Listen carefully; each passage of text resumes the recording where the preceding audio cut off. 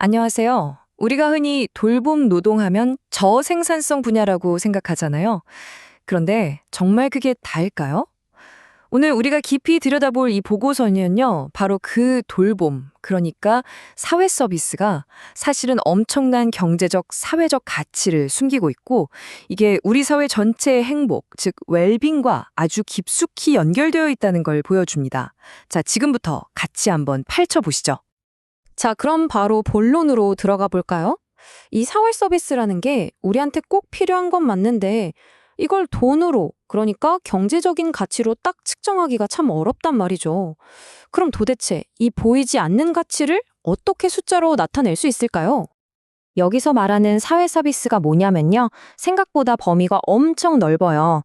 어르신들 돌봐드리는 것부터 우리 아이들 교육, 또 건강이나 복지 문제까지 말 그대로 우리 삶의 질을 좋게 만들어주는 거의 모든 활동이 다 여기에 포함된다고 보시면 됩니다.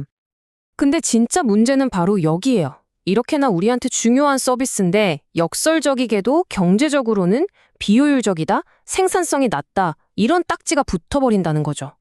과연 이게 맞는 평가일까요? 우리가 오늘 풀어야 할 숙제가 바로 이겁니다. 자, 그럼 첫 번째 파트입니다. 과연 이 돌봄의 진짜 가치는 얼마일까? 연구자들이 이 보이지 않는 가치를 실제 가격으로 한번 측정해 봤는데요. 그 방법이 아주 흥미롭습니다. 같이 한번 보시죠. 이 가치라는 게 너무 막연하잖아요. 그래서 연구진이 아주 똑똑한 방법을 썼어요. 딱 한 가지. 우리에게 가장 친숙하면서도 중요한 분야, 바로 집으로 찾아가는 재가 노인 돌봄 서비스에 집중해서 파고들기로 한 겁니다. 연구 방법이 뭐냐면요. 조건부 가치 측정법이라는 건데 이름은 좀 어렵지만 내용은 간단해요. 일반 시민 1,800명에게 가상의 시나리오를 주는 거예요. 만약 이런 완벽한 고품질 돌봄 서비스가 있다면 당신은 얼마까지 돈을 낼 의향이 있습니까? 하고 직접 물어본 거죠. 무려 1,800명에게나 물어봤으니 꽤 신뢰할 만하겠죠? 자, 이 그래프 한번 보세요. 이게 결과인데 정말 놀랍습니다. 사람들이 얼마까지 내겠다고 답했는지를 보여주는 분포도인데요. 보세요. 이게 일부 사람들의 생각이 아니라 아주 많은 사람들이 지금 정부가 정한 가격보다 훨씬 더 높은 가치가 있다고 생각한다는 걸 한눈에 알 수 있습니다. 그래서 결론이 뭐냐? 숫자로 딱 보여드릴게요. 사람들이 생각하는 이 서비스의 가치는요, 현재 정부가 정해놓은 공식 가격, 이걸 수가라고 하거든요. 그거보다 무려 2배 가까이 높게 나왔습니다. 이건 뭘 의미할까요? 우리가 이 돌봄 서비스의 진짜 가치를 엄청나게 낮게 보고 있었다는 거죠. 그러니까 이 파트의 핵심 결론은 이겁니다. 사회 서비스에 저생산성이라는 꼬리표가 붙는 건 진짜 가치가 없어서가 아니에요. 우리가 그 가치를 재는 자, 즉 산출을 제대로 측정하지 못하고 있기 때문이라는 거죠. 한마디로 측정 방식의 문제라는 겁니다.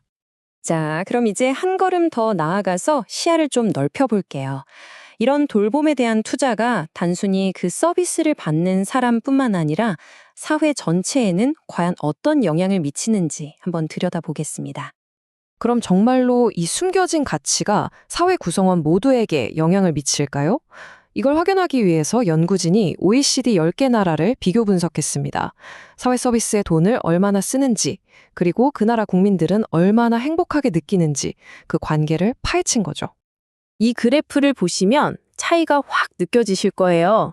GDP 대비 사회 서비스에 얼마나 돈을 쓰냐를 보여주는 건데요. 한국이 5.2%인데 독일 같은 경우는 9.8%, 거의 2배에 가깝죠. 연구 대상인 고지출 국가들 평균하고 비교해봐도 우리가 꽤 낮은 편이라는 걸 알 수 있습니다. 그래서 결론은 어땠을까요? 아주 명확하고 강력했습니다. 국가 수준의 사회 서비스 투자는 개인의 웰빙에 긍정적인 영향을 미쳤다. 이게 무슨 말이냐면요. 나라가 사회 서비스에 돈을 많이 쓰면 쓸수록 그 나라 국민들이 더 행복해진다는 직접적인 관계가 증명됐다는 겁니다. 여기서 말하는 웰빙이 그냥 기분 좋다 이런 차원이 아니에요. 내 삶에 만족하고 또 내 삶의 목적이나 방향을 내가 통제하고 있다는 그런 심리적인 안정감까지 다 포함하는 거죠. 그리고 진짜 중요한 건요. 이 좋은 효과가 서비스를 직접 이용하는 사람뿐만 아니라 사회 전체에, 그러니까 우리 모두에게 퍼져나간다는 사실입니다. 좋아요. 그럼 이 엄청난 가치가 도대체 어디서 나오는 걸까요? 이제부터가 정말 중요한데요. 이 서비스의 가치가 그것을 제공하는 사람, 즉 돌봄 노동자의 일자리의 질과 어떻게 연결되는지 그 핵심 고리를 한번 찾아보겠습니다. 다시 한번 질문을 던져볼게요. 사회 서비스가 이렇게나 큰 가치를 만들어낸다면 그 가치의 원천은 도대체 뭘까요?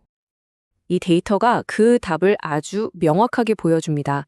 실제 서비스 이용자들한테 물어봤어요. 돌봄 서비스의 질을 결정하는 가장 중요한 게 뭔가요? 그랬더니 보세요. 제공자의 기술과 전문성, 그리고 태도와 소통 방식. 이 두 가지가 합쳐서 55%예요.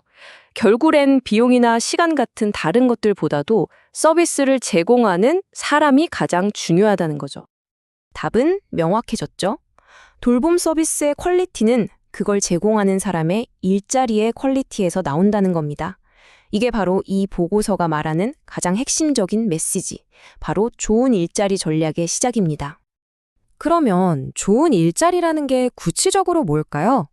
그냥 월급만 많이 주는 걸까요? 아니죠. 유럽연합에서 사용하는 기준을 보면 좀 더 명확해져요. 고용이 안정적인지, 내 기술을 발전시킬 수 있는지, 일하면서 내 삶의 균형, 즉 워라밸을 지킬 수 있는지, 이런 것들이 모두 포함된 개념입니다. 자, 이 그림이 우리가 선택해야 할 두 가지 길을 아주 극명하게 보여줍니다. 왼쪽은 악순환의 고리예요. 임금이 낮으니 좋은 인력이 자꾸 떠나고, 그러니 서비스 질은 떨어지고 결국 가치도 낮게 평가받는 거죠. 반면 오른쪽은 선순환입니다. 좋은 대우를 해주니 숙련된 인력이 모이고 덕분에 서비스 품질이 높아지고 결국 사회 전체가 그 높은 가치를 누리게 되는 겁니다. 이제 마지막 파트입니다. 그럼 어떻게 해야 이 악순환의 고리를 끊고 선순환으로 나아갈 수 있을까요? 그 구체적인 전략에 대해 이야기해 보겠습니다. 실제 현장의 목소리를 들어보면 이게 더 가슴에 와닿아요. 한 청년센터 매니저의 인터뷰 내용인데요. 시스템적으로는 참 힘들지만 이 일이 가진 사회적인 가치, 그리고 이 일을 통해 나 자신도 성장할 수 있다는 믿음 때문에 버티고 있다는 겁니다. 정말 대단하죠. 그러니까 이 좋은 일자리 전략이라는 건요, 단순히 비용을 늘리는 차원의 문제가 아닙니다. 이건 우리 사회 전체의 행복이라는 엄청난 가치를 만들어내기 위한 서비스의 질과 안정성에 대한 투자인 거죠. 오늘 이야기, 이 질문으로 마무리하고 싶습니다. 우리의 미래를 위한 최고의 투자는 과연 무엇일까요? 어쩌면 그 답은 거창한 기술이나 산업이 아니라 바로 서로를 돌보는 것에 대한 투자가 아닐까요? 우리 사회가 이 돌봄의 가치를 어떻게 바라봐야 할지 한 번쯤 깊이 생각해 보게 되는 지점인 것 같습니다.